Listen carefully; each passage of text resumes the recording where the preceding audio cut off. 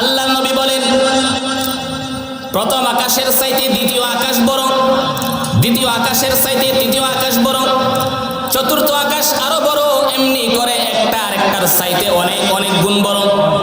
আল্লাহ নবী বলেন, গোটা মরুভূমির তুলনায় একটা আংটি যত ছোট, আল্লাহর দ্বিতীয় আকাশের তুলনায় প্রথম আকাশ এত ছোট। সুবহানাল্লাহ। বুঝছেন তো? আপনাদের এখানে যদি একটা আংটি ফেলাইয়া দেই, এখান থেকে দেখা যাইব না বিচারণ লাগবো? তো মরুভূমির মধ্যে, গোটা মরুভূমির তুলনায় একটা আংটি যত ছোট, দ্বিতীয় আকাশের তুলনায় প্রথম আকাশ এত ছোট। যাক, বেশি চাইতাম না। এবার আল্লাহ তাআলা কোরআন কারীমের মধ্যে কি বলেন শেষ শুনি। একটু আগে আমার আগে হুজুর বলছিলেন আয়াতুল কুরসি। একটা আয়াতের নাম কি? আয়াতুল কুরসি। অর্থ কি? চেয়ার। চেয়ার। কুরসি অর্থ কি?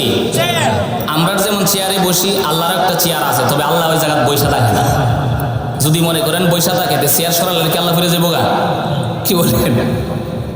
যেমন চেয়ার পারসন, এর মানে কি সবসময় চেয়ার পারসন চেয়ারও বৈশা থাকে? উনি চেয়ারের ক্ষমতার অধিকারী। তো যাই হোক, আল্লাহ তাআলার একটা চেয়ার আছে, আর ওই চেয়ারের নামে যে আয়াত আছে, আয়াতের ভিতরে কুরসি শব্দ আছে, চেয়ারের শব্দ আছে। এই কারণে এই আয়াতটার নাম হলো আয়াতুল কুরসি। এই আয়াতের অনেক পাওয়ার আছে। এই আয়াত যদি কেউ 5 ওয়াক্ত নামাজের পরে পাঠ করতে পারে, সে দুনিয়ার থেকে বিদায় হবে আর আল্লাহর তৈরি জান্নাতে চলে যাবে। সুবহানাল্লাহ। এই আয়াতুল কুরসির মধ্যে আল্লাহ তাআলা বলেন, কোরআন শরীফে যত আয়াত আছে, কোরআন শরীফের সর্বশ্রেষ্ঠ আয়াতের নাম হলো আয়াতুল কুরসি।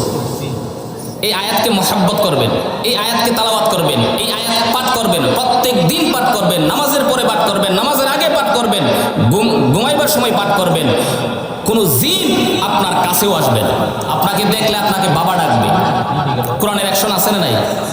আল্লাহু আকবার। যাক, ওই দিকে যাব না। আল্লাহ তাআলা বলেন, আল্লাহু লা ইলাহা ইল্লা হু আল হাইয়ুল কাইয়্যুম লা তাখুযুহু সিনাতুন ওয়ালা নাওম লাহু মা ফিস সামাওয়াতি ওয়া মা ফিল আরদ। সুবহানাল্লাহ। আল্লাহ এখানে বলতেছেন যে সামা 7 আসমান, ওয়াল আরদ 7 আসমান আর 7 জমিন আমি আল্লাহর কুরসির নিচে পড়ে আছে। আচ্ছা, এই কুরসির নিচে যেটা করে দেখবো, এটা কি কুরসির থেকে চেয়ারের চাইতে বড় না ছোট? 7 আসমান 7 জমিন যদি একটা চেয়ারের চাইতে ছোট হয়, তো চেয়ারটা কত বড়? আচ্ছা, চেয়ারটা যে আছে স্টেজের মধ্যে, স্টেজ বানাইছে, স্টেজটা কি চেয়ারের চাইতে ছোট না বড়? তাহলে আল্লাহ আরশের মধ্যে, যে আরশের মধ্যে চেয়ারটা আছে, ওই আরশটা কত বড়? আল্লাহু আকবার। এবার আল্লাহ কত বড়? আল্লাহু আকবার। আল্লাহ কত বড়? এই কারণে আমরা আজানের মধ্যে বলি আল্লাহু আকবার। এর মানে কি আল্লাহ সবচেয়ে বড়? সবচেয়ে বড় মানে কি আমরার চাইতে বড়? পাহাড়ের চাইতে, গাছের চাইতে, আমেরিকার চাইতে কত বড়? মানে আল্লাহর সমকক্ষ কেউ না, আল্লাহ হচ্ছে সবচেয়ে বড়। আগে আল্লাহর সৃষ্টি সম্পর্কে জানতে হবে, তাহলে আল্লাহ কত বড় এটার ধারণা পাওয়া যাবে। যাই হোক, যেই কথার থেকে বলছিলাম, আল্লাহর কাছে কি অভাব আছে? তো একবার সুবহানাল্লাহ বললে যেই পরিমাণ সওয়াব দিবে, এর চাইতে বেশি বাড়াইয়া দেওয়ার ক্ষমতা আমার আল্লাহর আছে না নাই? আসেনি? আছে। আল্লাহ রাসূল বলেন, শুধু তাই না, সুবহানাল্লাহ বলার দ্বারা আকাশের মধ্যে, জান্নাতের ভিতরে আপনার জন্য যে গাছ হবে, ওই গাছের মধ্যে পাতা আছে না নাই?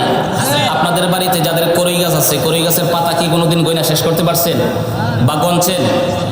তো আপনার বাড়ির কড়ই গাছের পাতা যদি গয়না শেষ না করতে পারেন, তাহলে আল্লাহ তাআলা জান্নাতে যে গাছ দিবে, এই গাছের পাতা কি গয়না শেষ করুন যাই বলি?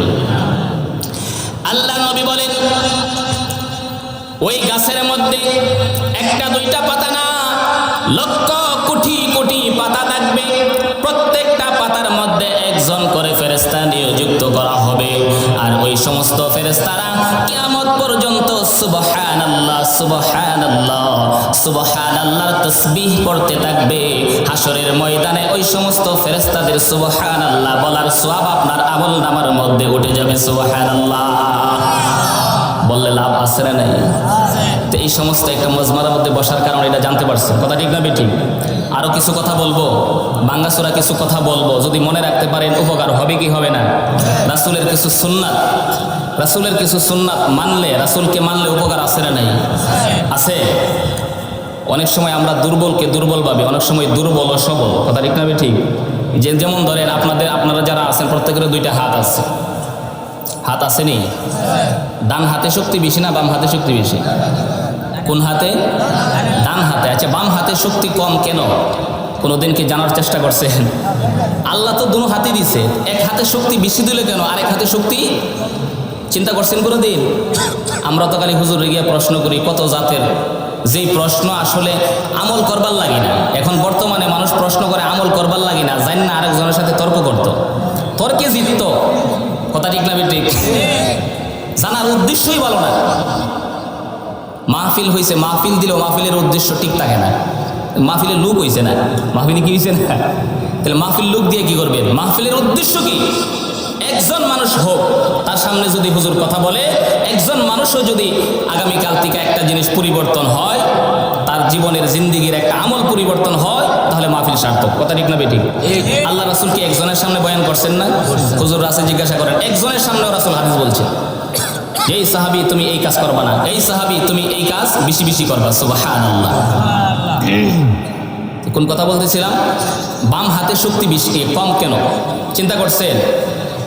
আমাদের শরীরের মধ্যে গুরুত্বপূর্ণ একটা জিনিসের নাম হলো হার্ট, কথা ঠিক না বেঠিক? অনেক মানুষ হার্ট অ্যাটাক করে, হার্টের কারণে কত মানুষ দুর্বল হয়ে গেছে, খাইতে পারে না, চলতে পারে না, ভয় কোন সময় চলে যায়, রিং লাগাইছে, আছে না নাই? তো শরীরের একটা গুরুত্বপূর্ণ একটা জিনিসের নাম কি? হার্ট। দেখেন, এই যে আল্লাহ তাআলা হার্টটা দিয়েছে ডান দিকে না বাম দিকে? বাম দিকে।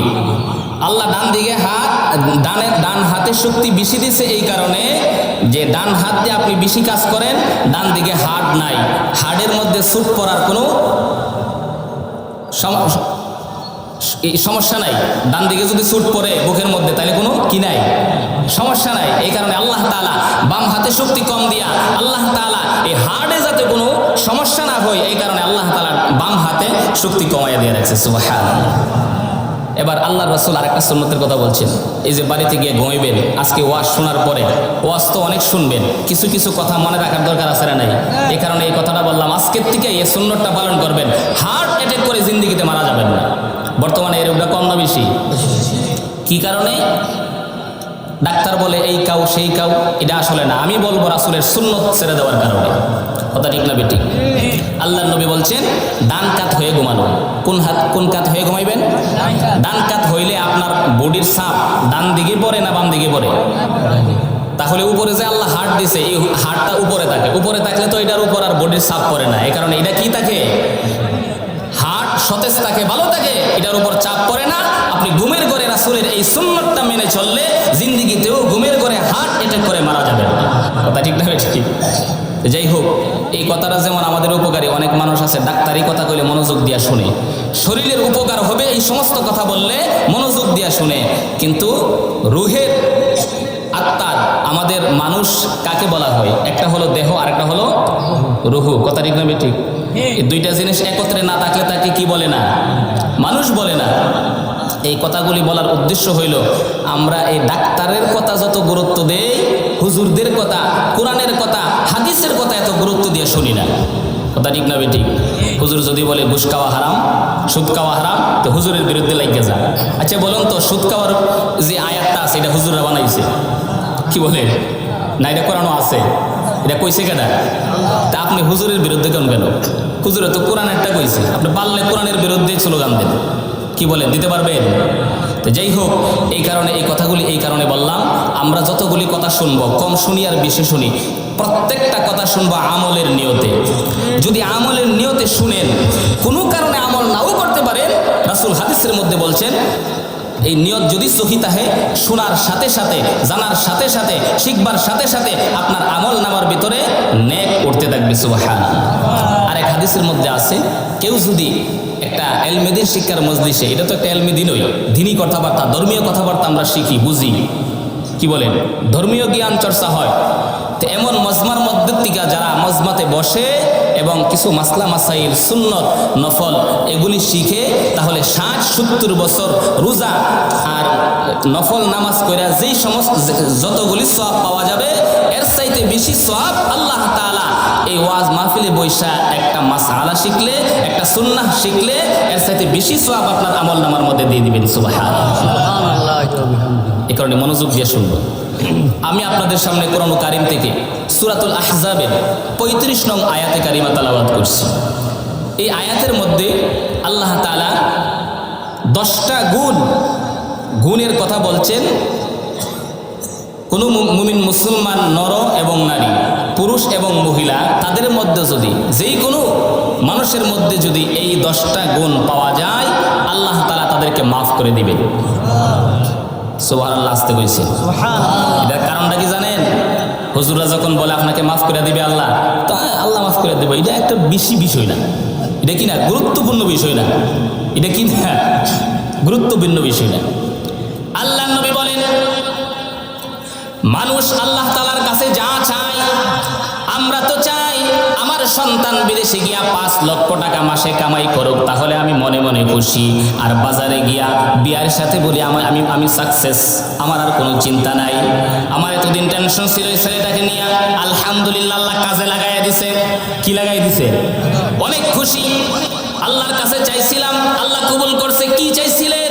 যে আমার সন্তানটা বিদেশে যাবে আর এমন টাকা পয়সা কামাই করবে, তার সমস্ত অভাব অনটন দূর হয়ে যাবে, একটা বিল্ডিং করব, কয়েকখানি জমি কিনবো, এর মানে এটার মধ্যে সফলতা। কিন্তু আল্লাহ তাআলা যদি মাফ করে দেন, আপনি কবরে গেলে মাফ পাইবেন কি পাইবেন না এই টেনশন আপনার নাই। এই কারণে আল্লাহ নবী বলেন, আল্লাহর কাছে আমরা যত কিছু চাইবো, এর মধ্যে সবচেয়ে বড় চাওয়া হলো আল্লাহর কাছে ক্ষমা চাওয়া। আমরা আল্লাহর কাছে যত কিছু চাই, আল্লাহ আমাকে সন্তান দেন, আমাকে সুখ শান্তি দেন, আমার সন্তানকে বিদেশ পাঠাইবার ব্যবস্থা করে দেন। আল্লাহর কাছে আমরা যা কিছু চাইবো, তার মধ্যে সর্বশ্রেষ্ঠ চাওয়া হলো, আমার কথা না, আল্লাহ নবী বলেছেন যে সর্বশ্রেষ্ঠ চাওয়া হলো, সবচেয়ে বড় চাওয়া হলো আল্লাহর কাছে ক্ষমা চাওয়া। দুনিয়াতে আপনার কিছুই নাই, কিছুই পাইলেন না, মারা যাওয়ার পরে যদি আল্লাহ তাআলা বলেন, যারে বান্দা যা, আমি তোরে মাফ করে দিছি, তো আল্লাহ তাআলা ওই বান্দাকে যদি মাফ করে দেয়, আরেক বান্দাকে দুনিয়াতে রাজা বাদশাহ বানায়া দিছে, কিন্তু কবরের আযাব থেকে তাকে রেহাই দেয় নাই, তাকে জান্নাত দেয় নাই, তার গুনাহ আল্লাহ তাআলা মাফ করে নাই, তাহলে বোঝা গেল আল্লাহর দরবার থেকে সে কিছুই পায় নাই। এই কারণে আল্লাহ নবী বলেন, আল্লাহর কাছে সবচেয়ে বড় চাওয়া হলো আল্লাহর কাছে ক্ষমা চাওয়া। এই কারণে আমরা আল্লাহর কাছে যখন হাত মুনাজাত তুলি, সর্বপ্রথম আমরা বলি, আল্লাহ আমাদের জিন্দগির সমস্ত গুনাহ খাতাগুলি মাফ করে দেন। কথা ঠিক না ঠিক? আল্লাহর নবী আরো বলেন, আর আল্লাহর কাছ থেকে যে যত কিছু পেয়েছে, আল্লাহর কাছ থেকে সবচেয়ে বড় পাওয়া হলো আল্লাহর কাছ থেকে ক্ষমা পাওয়া। কথা ঠিক না ঠিক? হতে পারে ছোট্ট আমল দ্বারা আল্লাহ তাআলা মাফ করে দিতে পারেন। আল্লাহর ওলি হযরতে বাইজিদ বুস্তামি রাহমাতুল্লাহি আলাইহি, উনি যখন দুনিয়া থেকে চলে গেলেন, উনার বাড়ি কিন্তু আমাদের বাংলাদেশে না, কিন্তু বাংলাদেশের যত মুসলমান আছে 99% মুসলমান হযরত বাইজিদ বুস্তামির নাম শুনছে কি শুনছে না? আপনারা শুনছেন না? আল্লাহর ওলি হযরতে বাইজিদ বুস্তামি এত বড় আল্লাহর ওলি হইয়া দুনিয়া থেকে যখন চলে গেলেন, তার বন্ধুর সাথে সাক্ষাৎ হলো। স্বপ্নে বন্ধু তাকে জিজ্ঞাসা করলো, ওগো আল্লাহর ওলি বাইজিদ, তুমি যে দুনিয়া থেকে চলে গেলে, আল্লাহ তাআলা তোমার সাথে কি আচরণ করছে, কি ব্যবহার করছে? ওই বাইজিদ দেখে বলে, আল্লাহ তাআলা আমাকে মাফ করে দিয়ে জান্নাতি বান্দা বানায়া দিয়েছে। সুবহানাল্লাহ। ওই বান্দা ডেকে বলে, কিভাবে তোমারে বানায়া দিল? বলে, আশ্চর্যের বিষয় হলো, আল্লাহ তাআলা এমন একটা বিষয় ধরে আল্লাহ তাআলা আমাকে মাফ করে দিয়েছেন, যেটা আমার কল্পনার বাহিরে ছিল। বলে, কি হইছে? কোন আমলের দ্বারা আল্লাহ তাআলা তোমাকে মাফ করে দিয়েছে? হযরতে বাইজিদ বুস্তামি ডেকে বলেন, আল্লাহর দরবারে যখন আমি আসলাম, আল্লাহ তাআলা আমাকে জিজ্ঞাসা করলো, রে বাইজিদ, তুমি যে দুনিয়া থেকে আমার দরবারে আসলা, আমি আল্লাহর জন্য তুমি কি নিয়ে আসছো? আমাদেরকে যদি আল্লাহ তাআলা বলেন, আমরা কি বলবো? কি বলেন? আমরা কিছু আছে আল্লাহর কাছে নিয়ে যাওয়ার জন্য? হযরত বাইজিদ বুস্তামি ডেকে বলেন, আল্লাহ, কিছুই তো নিয়ে আসতে পারি নাই, তবে শিরিক মুক্ত ইবাদত আপনার জন্য নিয়ে আসছি। সুবহানাল্লাহ। কি মুক্ত ইবাদত? শিরিক মুক্ত ইবাদত নিয়ে আসছি। এমন সময় আল্লাহ তাআলা বলেন, বাইজিদ রে তুমি মিথ্যা কথা বলছো। আল্লাহ তাআলা যদি ভুল ধরেন তো বাঁচার উপায় আছে দি বলেন। আল্লাহু আকবার। এই কারণে যত বড় নেককার হন না কেন নিজেকে সবসময় ছোট মনে করতে হবে। এমনও তো হতে পারে আপনি সবচাইতে বেশি বন্দেগী করেন, গ্রামের মধ্যে সবচাইতে ভালো আল্লাহ আপনাকে মাফ না করে জাহান্নামে দিতে পারে। আবার যেই ব্যক্তিটাকে ছোট মনে করছিলেন, জাহান্নামী মনে করছিলেন, ওই ব্যক্তিটাকেও আল্লাহ জান্নাত দিতে পারে কি পারে না? আল্লাহর ওলি হযরত বাইজিদ বুস্তামি চুপ হয়ে গেলেন। আল্লাহ তাআলা বলেন, বাইজিদ তুমি তো একদিন ঘুমাইবার আগে দুধ খেয়েছিলে, দুধ খাওয়ার পরে তুমি যখন ঘুমায়া গেলে, ঘুম থেকে ওঠার পরে তোমার পেট খারাপ হয়ে গেল, তখন তুমি বললা ঘুমের আগে যে আমি দুধ খাইছিলাম এই কারণে দুধ খাওয়ার কারণে আমার পেট খারাপ হয়ে গেছে। তাহলে বোঝা যা দুধের ক্ষমতা আছে তোমার পেট খারাপ করা। আচ্ছা, এই সমস্ত ভুল যদি আমাদেরকে ধরে বাঁচার উপায় আছে না? আল্লাহু আকবার।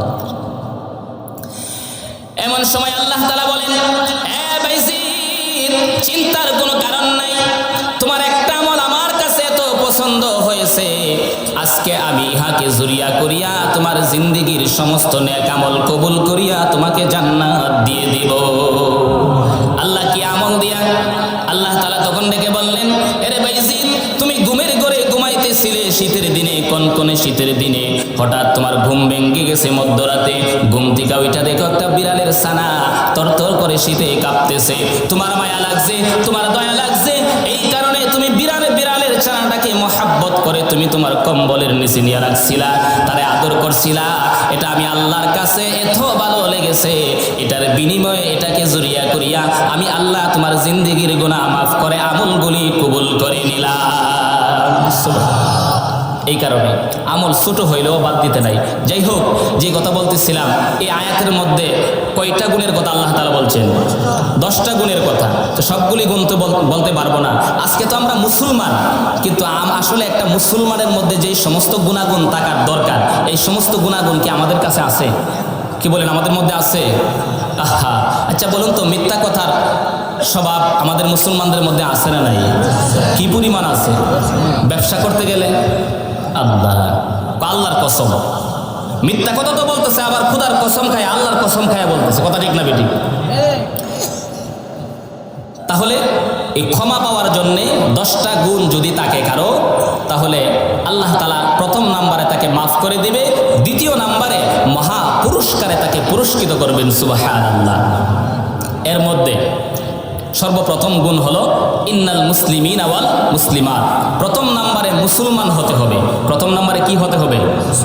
অনেক আছে মুসলমান না, হিন্দুদের মধ্যে আছে, ইহুদিদের মধ্যে আছে, খ্রিস্টানদের মধ্যে আছে, খ্রিস্টান মিশনারি আছে না নাই? আমাদের সমাজে অনেক ভালো ভালো কাজ করে, কিন্তু নিয়ত ভালো না। কাজ করে ভালো, কিন্তু কি ভালো না? ভালো কাজ করলেও যদি নিয়ত খারাপ থাকে, ওই ভালো কাজের দ্বারাই গুনাহ হবে, গুনাহ। অন্তরে যদি হিংসা থাকে, নিয়ত যদি ভালো না থাকে, আল্লাহর ঘর বানাইছেন, ওই ঘর ও হাসরের ময়দান আপনার বিরুদ্ধে সাক্ষী দিবে। কথা ঠিক না বেঠিক? মসজিদ গিয়ে কইব, হে আমারে আপনার সেজদার জন্য বানাইছি না, বানাইছি টাকা আছে, ইমুকের সাথে ঝগড়া কইরা কইছে দে আমার জায়গা জমি কি কম আসেনি, ফুতেরে কইছে ফোন দিয়া দে ফুট 10 লাখ টাকা মাসে 5 লাখ টাকা একটা মসজিদ বানাই লাই, আল্লাহর ঘরই তো বলি তো সব হইব, তো সবের নিয়তে করছেন, আরেকবারের সাথে কাজে লিখছে। কথা ঠিক না বেঠিক? এই সমস্ত মসজিদ আমাদের বাংলাদেশে বেশি। কথা ঠিক না বেঠিক? এই মসজিদের একটা কাহিনী শোনাবো। তো যাই হোক, মুসলমান হতে হবে। অনেক বিধর্মী আছে যাদের আমল ভালো, আমাদের মধ্যে অনেক মুসলমান আছে, তারা অনেক সময় এই কথা বলে যে আমাদের মুসলমানের থেকে হিন্দুরাই ভালো। এই কথা অনেকে বলে কি বলে না? জোরে জোরে নাউজুবিল্লাহ। একজন মুসলমানের চাইতে হিন্দুরা ভালো হয় কেমনে? যে ব্যক্তি আল্লাহর স্বীকারোক্তি দিছে, পড়ছে লা ইলাহা ইল্লাল্লাহ, এই কালিমার দাম কত জানেন? এই কালিমা পড়নেওয়ালা একটা লোক যতদিন পৃথিবীতে থাকবে, গোটা পৃথিবীর কোটি কোটি কাফের ততদিন এই পৃথিবীতে বেঁচে থাকতে পারবে। একটা কালিমাওয়ালার জন্য একটা কালিমা ওয়ালা দুনিয়াতে থাকবে না, আল্লাহ তাআলা গোটা দুনিয়ার কোটি কোটি কাফেরকেও রাখবেন না, সব ধ্বংস করে দিবেন। কথা ঠিক না বেঠিক? 7 আসমান 7 জমিন এক পাল্লায় রাখলে একটা কালিমাওয়ালা একবার পড়ছে লা ইলাহা ইল্লাল্লাহ, সে শুধু বলছে আল্লাহ ছাড়া কোনো মাবুদ নাই, মুহাম্মাদুর রাসূলুল্লাহ, এই কালিমাটুকুন পড়ছে, 7 জমিন 7 আসমান এক পাল্লায় রাখলে আরেক পাল্লা আল্লাহ ওই আদনা একজন ইমানদারকে রাখলে তার ওজন, তার মর্যাদা আল্লাহর দরবারে অনেক বেশি হয়ে যাবে। ইমানদারের দাম আছে না নাই? ইমান যদি না থাকে, মনে করেন খাতার মধ্যে লিখছেন একটা এক সংখ্যা, কি লিখছেন? এক। এটার সংখ্যা কত, মান কত? এক। এখন পাঁচনে একটা শূন্য দিয়েছেন, বাড়ছে কত? আচ্ছা, শূন্য দেওয়ার কারণে কয় গুণ বাড়ছে? 9 গুণ নাকি? আচ্ছা, আরেকটা শূন্য দিলে 100, আরেকটা শূন্য দিলে, আপনি যদি মনে করেন শূন্যর এত দাম, এত গুণ, তাহলে এক এটা লাইক কেলাপ কি? একের জায়গা তো একটা শূন্য দিয়ে দেই। আচ্ছা, এখন কত হয়েছে? নাই। তাহলে বোঝা গেল শূন্যের দাম বাড়াইতে গেলে আগে কি করতে হবে? সংখ্যা বসাইতে হবে। সেই সংখ্যাটাই হলো ইমান। সেই সংখ্যাটা হলো কি? আগে ইমান থাকতে হবে। এই কারণে সর্বপ্রথম আল্লাহ তাআলা বলেন ইন্নাল মুসলিমিনা ওয়াল মুসলিমাত, সর্বপ্রথম তোমাকে মুসলমান হতে হবে। এই কারণে আল্লাহ নবী বলেন কোন বিধর্মী যদি তার 60-70 বছর হয়ে গেছে, 100 বছর হয়ে গেছে, এর চাইতে তো বেশি মানুষ বাঁচে না, এর চাইতে বেশি বয়সের মানুষ এখন নাই। যদিও হয়ে থাকে 150 বছর, মরার আগে যদি সে একবার পড়ে লা ইলাহা ইল্লাল্লাহ মুহাম্মাদুর রাসূলুল্লাহ, তার গোটা জিন্দেগীর সমস্ত গুনাহ আল্লাহ তাআলা মাফ করে দিবেন। সুবহানাল্লাহ। সব গুনাহ মাফ করে দিবেন একটা কালিমার দ্বারা। তো এই কালিমার দাম আছে না? ইমানের দাম আছে না নাই? সবচাইতে বেশি দাম কার? ইমানের। আমলের না ইমানের? এই কারণে আল্লাহ নবী বলেন আখলিস দীনাকা ইয়াকফিকাল আমালুল কলিল, তোমার ঈমানকে খাঁটি করো, আর অল্প আমল করলেও তুমি নাজাতের জন্য তোমার জন্য যথেষ্ট হয়ে যাবে। সুবহানাল্লাহ। ইমান থাকতে হবে, আল্লাহর কাছ থেকে মাপ চাইতে হলে। কারণ ইমানদার কারে বলে? মুসলমান কারে কয়? মুসলমান শুধু স্কুলে ভর্তি হয়েছে ছাত্র আর লেখাপড়া করে না, হেরে কি ছাত্র কইব নি? কি বলেন? তা আমরা ওই মুসলমানের ঘরে মুসলমান হয়েছি। মুসলমানের কাজ কি? মুসলমানের গুণাগুণ কি? মুসলমানের স্বভাব কি? এইগুলি আমাদের মধ্যে নাই। প্রথম নাম্বারে, মুসলমান কোনোদিন মিথ্যাবাদী হতে পারে না। মিথ্যাবাদী হতে, আমাদের নবী মিথ্যা বলছে জিন্দেগিতে, ছোট্ট করেও একটা মিথ্যা কথা বলছে। আল্লাহর নবী সবচাইতে বেশি ঘৃণা করতেন মিথ্যাবাদীকে। যদি কেউ মিথ্যা কথা বলতো, হাদিস শরীফের মধ্যে আছে, আল্লাহ রাসূল অস্থির হয়ে থাকতো, আরে হে করলোটা কি? একটু মিথ্যা কথা কইল। সকালবেলা কইতেছে, সন্ধ্যাবেলা কইতেছে, রাসূলের বিবিদের কাছে, আরে এমন লোকটা সে মিথ্যা কথা বললো কেন? মানে পেরেশান হয়ে থাকতো। আমরা আমাদের সাথে কেউ যদি ধোঁকাবাজি করে, তো আমরা এই কথা বলি, আহারে আমার 5 লক্ষ টাকা কেমনে মারিয়ে দিল। আর আল্লাহর রাসূল চিন্তা করতো একটা লোক কিভাবে মিথ্যা কথা বলে। হাদিস শরীফের মধ্যে আছে, এক সাহাবী গিয়ে বলে, ইয়া রাসূলুল্লাহ, ইয়া হাবিবাল্লাহ, ওগো আল্লাহর নবী, কোন মুমিন মুসলমান কি কৃপণ হতে পারে? আল্লাহর নবী বলেন, হ্যাঁ, মুসলমানের মধ্যে কৃপণও হতে পারে। আরেক বর্ণনায় আছে রাসূলকে গিয়ে জিজ্ঞাসা করলেন, ইমানদার মুসলমান কি বখিল হতে পারে? হ্যাঁ, বখিল হতে পারে। সাহাবী জিজ্ঞাসা করল, ইয়া রাসূলুল্লাহ, ইয়া হাবিবাল্লাহ, কোন মুমিন মুসলমান কি মিথ্যাবাদী হতে পারে? আল্লাহর নবী বলেন, না, কোন মুমিন মুসলমান মিথ্যাবাদী হতে পারে না। আমাদের মধ্যে মিথ্যাবাদী আছে না নাই? ডিলি করা মিথ্যা কথা বলি, হিসাব আছে? হিসাব নাই। আজকে যদি এই একটা গুণ আমাদের মধ্যে থাকতো, তে কাফেররা মুসলমান হয়ে যেত। এমন ঘটনা ঘটছে। ইন্ডিয়া আমাদের পাশের দেশ, ওই দেশে একটা ঘটনা ঘটছে। এক হিন্দু আর এক মুসলমান এক জমি নিয়ে, মুসলমান বলতেছে এই জমি আমার, এই জমির মালিক আমি, আর হিন্দু লোক বলতেছে এই জমির মালিক আমি। এরকম ঝগড়া আমাদের মধ্যে হয় কি হয় না? হয়। দুইজনের মধ্যেই ঝগড়া ছিল। কিছু মুসলমান আছে আমাদের সমাজের মধ্যে অনেক চালাক। এমন অনেক মুসলমান আমি দেখছি, মাদ্রাসার কথা কইয়া জমি কিনে কিন্তু মাদ্রাসায় দেয় না। এমন লোক আছে না নাই? আমি বিভিন্ন জায়গায় দেখছি। মাদ্রাসা দিমু কয়া জমি, মাদ্রাসার কথা কইলে, মসজিদের কথা কইলে সবার তো মন নরম, ধর্মের দিকে, মসজিদের দিকে, মাদ্রাসার দিকে একটু কম দামে দিয়া দেয়, সহজে দিয়া দেয়। কথা ঠিক না বেঠিক? তো ওই মুসলমান করছে কি, দেখছে যে কোনোভাবেই পাওয়ার সম্ভাবনা নাই, তখন বলছে কি, আমি যদি এই জায়গা আমি পাই, তাহলে এই জায়গার মধ্যে আমি আল্লাহর ঘর মসজিদ দিব। কি দিব? মসজিদ দিব। এই কথা যখন বলছে, সমস্ত মুসলমান তার পক্ষে গেছে। হ্যাঁ, মসজিদ দিলে আমরা রাজি আছি, এটা আমরা পক্ষে। তাহলে এই জমিটা কি করে তুমি পাইতে পারো, এই ব্যবস্থা আমরা করব। এক মুসলমানের পক্ষে যখন যখন মুসলমানরা পক্ষ নিছে তখন হিন্দুর পক্ষেও অন্য হিন্দুরা এক হইয়া হেরাও এক পক্ষ নিছে। কোন হিন্দু ব্যক্তির সাথে হিন্দু দল আছে, মুসলমান ব্যক্তির সাথে মুসলমানের দল হয়ে গেছে। এখন দুই দলের মধ্যে পুরা মারামারি লাগার অবস্থা। দুনো দল গিয়া কোর্টে মামলা করলো। মামলা করার পরে তখন জজ ছিল অমুসলিম, সে মুসলমান না। অমুসলিম হইলেও সে বিচক্ষণ ছিল, কারণ বিচারপতি তো আর বিচারক তো আর আমাদের মতো সাধারণ জ্ঞানওয়ালা হইতে পারে না, কি বলেন?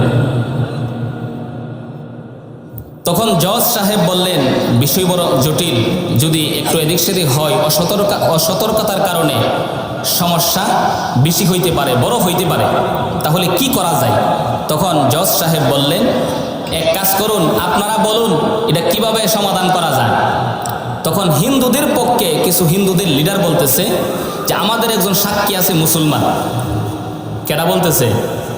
হিন্দুরা বলতেছে আমাদের একজন সাক্ষী আছে মুসলমান আলেম, মুসলমান আলেম, আমাদের একজন সাক্ষী আছে। ওই মুসলমান আলেম যদি আয়েশা বলে যে এই জায়গাটা মুসলমানদের, আমরা মুসলমানদের জন্য ছেড়ে দিব, আর সে যদি বলে আমরা হিন্দুরা, তা আমরা হিন্দুরা নিয়ে নিব। কথা বুঝছেন তো? হিন্দুরা সাক্ষী মানছে কারে? একজন মুসলমান আলেম রে। মুসলমানরা এখন খুশি, হিন্দুরা এখন বেজার। মুসলমানরা খুশি কেন? মুসলমানরা চিন্তা করতেছে যে একজন মুসলমান আলেমকে সাক্ষী বানাইছে, সে কি আর মসজিদের বিরুদ্ধে যাবে? সে তো এমন চেষ্টাই করবে যে যেন এই জায়গাতে একটা মসজিদ হয়, এই চেষ্টাই করবে, ওইভাবেই সে সাক্ষী দিবে। এমন সময় ওই হিন্দু লোকেরাও তাকে গালমন্দ বলতে লাগলো, অর্থাৎ হিন্দু লিডার যারা তাকে সাক্ষী মানছে যে আমরা হিন্দু, মুসলমান হিন্দুর মধ্যে ঝগড়া হইতেছে, কেন সে একজন মুসলমান আলেমকে সাক্ষী মানল? সে তো মুসলমানের পক্ষেই সাক্ষী দিবে। কিন্তু তারিখ ঠিক করা হলো। জজ সাহেব বললেন, ঠিক আছে, আগামী এমুক তারিখের মধ্যে তাকে হাজির করবা তোমাদের সাক্ষীকে। মুসলমানরা মহা খুশি, হিন্দুদের মন বেশি ভালো না। ওই তারিখ আইসা পড়ল। ওই তারিখে আবার দেখা গেল এলাকার সমস্ত মানুষ কোর্টে গিয়া হাজির হলো দেখার জন্য যে আজকে কি রায় হয়, রায়টা কার পক্ষে যায়। এমন সময় জজ সাহেব বললেন যে তোমাদের সাক্ষী কোথায়, আলেম কোথায়, তাকে আনো। ওই আলেমকে যখন আনা হলো তখন তাকে বলা হলো, ও মৌলানা সাহেব, আপনি বলুন এই জায়গার মালিক কি হিন্দু না মুসলমান? ওই আলেম তখন বললেন, আমাকে যদি আপনারা সাক্ষী মানেন তাহলে আমি বলবো এই জায়গার মালিক হলো হিন্দু, এই জায়গার মালিক হিন্দু। সুবহানাল্লাহ। মুসলমানরা হতাশ হয়ে গেল, হাই হাই, কই কি মনে করছিলাম, তাকে সাক্ষী মানছে, এই জন্য আমরা আনন্দিত হয়েছিলাম। ওই দিক দিয়ে হিন্দুরা আশ্চর্য হয়ে গেছে যে আমরা তো ধরে নিছি মুসলমানকে সাক্ষী মানছে, মুসলমান তো কোনোদিন মসজিদ না হইতে পারে, মসজিদ হবে না, এরকম কোনো কাজ করতে পারে না। এমন সময় জজ সাহেব বড় বিচক্ষণ ছিল। ওই জজ সাহেব তখন একটা কথা বলছিল, কথাটা মনে রাখার মতো। ওই জজ সাহেব তখন বলছিল, আজকের এই রায়ের মধ্যে মুসলমানরা হেরে গেছে কিন্তু ইসলাম জিতে গেছে। সুবহানাল্লাহ। আজকে আমাদের সমাজের মধ্যে মসজিদ নিয়ে, ভালো কাজ নিয়েও মানুষ মিথ্যা কথা বলে। মনে রাখবেন, মিথ্যা কথার মধ্যে কোনো লাভ নাই, রহমত নাই, বরকত নাই। আল্লাহ তাআলার ঘর বানাইতে গেলে এই কারণে তো ওয়াকফ করতে হয়। ওয়াকফ করা জায়গা ছাড়া কিন্তু জুম্মার নামাজ হয় না। কথা ঠিক না বেঠিক? একবারে সোলের জায়গা লাগবে। এই কারণে ওই জজ সাহেব যখন বললেন যে আজকে মুসলমানেরা হেরে গেছে আর ইসলাম জিতে গেছে, হিন্দুরা তারা আশ্চর্য হয়ে গেছে। এই কথা বলার পরে তখন হিন্দুদের তারা তাদের পক্ষ থেকে জজ সাহেবকে বলতেছেন, ও জজ সাহেব, আপনি তো আপনার রায় দিলেন, তাহলে আমাদেরও একটা ফাইসালা আপনি শুনুন। ওই হিন্দুরা তখন ডেকে বললেন, আজকে আমরা এই মুহূর্তে ইসলামের সততা দেখে এই মুহূর্তে আমরা কালিমা পড়ে মুসলমান হয়ে যাব। সুবহানাল্লাহ। ওই এলাকার সমস্ত হিন্দুরা মুসলমান হয়ে তারা বলল, ওই জায়গার মধ্যে আমরা আর মন্দির দিব না, পূজা করব না। আমরা নিজ হাতে আমরা ইসলামের সততা দেখে মুসলমান হয়ে গেলাম এবং আমরা আমাদের নিজ হাতে নিজ টাকায় এই জায়গার মধ্যে আল্লাহর ঘর মসজিদ বানাবো। সুবহানাল্লাহ।